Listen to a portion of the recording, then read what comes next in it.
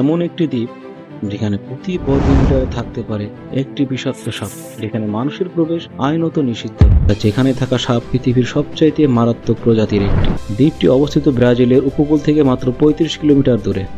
কিন্তু এত কাছে হওয়া সত্ত্বেও এটা যেন অন্য আরেক জগৎ। কোয়েমাটে গ্রান্ডে, যেটা সবার কাছে স্নেক আইল্যান্ড নামে পরিচিত। এটি ব্রাজিলের সাও পাওলো রাজ্যের উপকূলের কাছে অবস্থিত। ধারণা করা হয় প্রায় 11,000 বছর আগে সমুদ্রপৃষ্ঠের উচ্চতা বাড়ার ফলে এই দ্বীপটি মূল ভূখণ্ড থেকে বিচ্ছিন্ন হয়ে যায়। বিচ্ছিন্ন হয়ে যাওয়ার পর এখানে আটকে পড়ে একদল সাপ।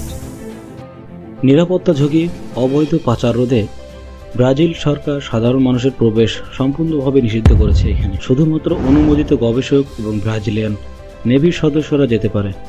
গোল্ডেন ল্যান্সেট ভাইপারের কালোবাজারে অত্যন্ত মূল্যবান। কিছু রিপোর্ট অনুযায়ী একটি সাপের দাম কয়েক হাজার ডলার হতে পারে। কিন্তু আশ্চর্যের বিষয় হলো বিজ্ঞানীরা কেন এত আগ্রহী। এখানেই আসে আসল চমক। গোল্ডেন ল্যান্সেট ভাইপারের বিষ থেকে তৈরি হয়েছে গুরুত্বপূর্ণ ঔষধ।